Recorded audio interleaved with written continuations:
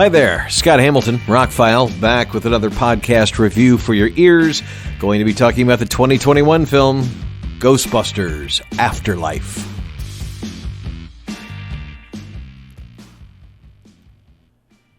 Short version of the review, this is the best Ghostbuster movie since the first one. End of story.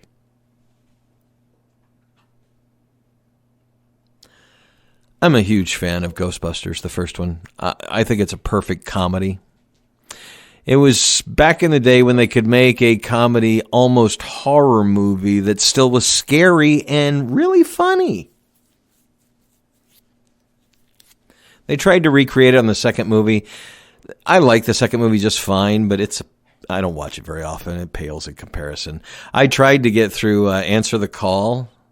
I got a free copy. Streaming. I made it 40 minutes into the film and fell asleep. Granted, it was a long day and I was tired, but I've never had any interest in going back.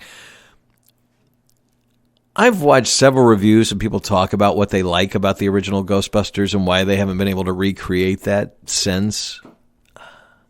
I have to agree with some of the people who say the characters. The characters were quirky but interesting, and you wanted to see what they had to say or had to do. You never knew what each one was going to do. Dan Aykroyd, Harold Ramis, they all played second fiddle to Bill Murray, but still. And when it came to Answer the Call, I just didn't care about any of those characters. None of them were funny or interesting. The only quirky one, it was like she was trying too hard to be quirky. I didn't even get to the Chris Hemsworth part, which was the whole reason why I wanted to watch the movie. But I'll watch it eventually because I have to. I have to. I like Chris Hemsworth. So I wanted to see this from the first time they showed a trailer, and I didn't make it to the theater and see it. I watched it on 4K. I suck. As a moviegoer, I suck. I should have seen this in the theater. Had a $75 million budget. It's made close to $200 million so far, domestically or worldwide or whatever. That's good enough, I guess. Hopefully they will make more. I think Jason Reitman, who is the son of Ivan Reitman, who directed the original, who also produced this one, I think he made his own movie. One of my favorite YouTube reviewers said something similar, that if you watch his movies, Jason Reitman's movies, you know what kind of movie he makes, and that's what this is. And yes, it very much has his stamp of family drama, I guess he puts on most of his movies. Some people complain about the fan service. I think just enough. I think it was smartly done. I won't get into spoilers, but the tribute thing they do and how things end and all that, I thought it was really well done. Could have been bad. The mid-credit, after-credit scenes are definitely worth sticking around.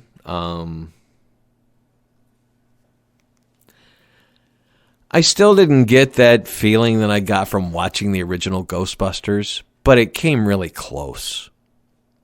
I was afraid this was going to come off like a Stranger Things, especially because you have Finn in it. But it doesn't. I like Phil Rudd's character. He comes in just, enough times to make his mark on the film, but it's carried by the girl who plays the granddaughter of Egon Spengler. And she's pretty great in the role. I don't know how many people could have pulled it off. McKenna Grace is her name. She looked the part. She acted the part. I guess you can make any actress or actor look like someone. Do the hair right, put on the glasses, whatever. If they don't pick up the mannerisms, it won't work. And she very much was the granddaughter of the Egon character. It almost played, like I said, I was kind of expecting a coming together of young people and it was going to play out like a Stranger Things episode, but it doesn't. It plays out more like a Ghostbusters episode. It feels like Ghostbusters, a lot of it. Some of the ghosty stuff going on is a little more serious. It's not all played for laughs. It does a good balancing act because you always had Slimer and some of the funny stuff, real funny stuff in the original movies. So you got the little marshmallow man in this one, but pretty much all the other ghosts are pretty serious. I don't know. I think they nailed it. I don't think you could ever recreate the lightning in a bottle that was the original movie. Ghostbusters is just one of those movies. There will never be a sequel or a remake that comes even close. There's a handful of those. I'd say Beetlejuice is one of those. You'd never find the right tone now, and they've tried. So instead of trying to find the right tone,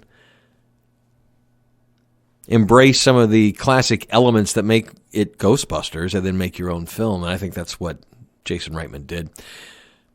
More than one person commented when I said I watched it that this is the best movie since the first one. It's a direct sequel to the first two.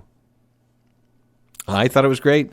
Glad I added it to the collection. I'm sorry I missed out on that big... there was a Ghostbusters deluxe box set that had the main three movies, a digital copy for the Answer the Call one, and a whole bunch of extras in a book and whatever, and it was going for about $100. I was going to wait till the day it came out and pick one up, and it was sold out by the day it came out, and on Amazon they're going for $250, $300 now. So I already own the original two movies, not in 4K, but it was some of those Sony 4K mastered, so they look pretty good. And the new movie's in 4K. It looked great, sounded great, really good Atmos mix. It wasn't the most stunning 4K transfer I've ever seen, but the HDR highlights on things like the proton packs, some of the ghosts and things like that, really tasty. Great dynamic range, great contrast, nice colors. It's a good-looking transfer. It's a Sony, so it's going to be good. And like I said, really good Dolby Atmos mix. Really, really active. Very nice. All in all, I've got to give Ghostbusters Afterlife. It's one of those rare sequels that holds up. It's not as good as the first one. It's better than the second one. A lot better than Answer the Call. And probably better than we deserve after all this time. Glad they were able to pull off the stuff at the end while they could. Not to say any more about that. If you haven't seen it yet and you like Ghostbusters, run. It made me happy. You know, it tickled those nostalgic things that you hope some of these movies would. This one actually does in the right way. It wasn't bad. It wasn't cheesy. I liked it. I'll watch it again. It was interesting. The performances are good. It takes a little bit more to get going than the original Ghostbusters, but again, Jason Reitman was making a Jason Reitman movie that was a Ghostbusters movie and not the other way around. Scott Hamilton, I'm ROCKFILE. I'm a Ghostbuster. I like it. My links are below. Thank you for taking the time out of your day to check this out and my other podcast. There's many more to come. Have a spectacular day.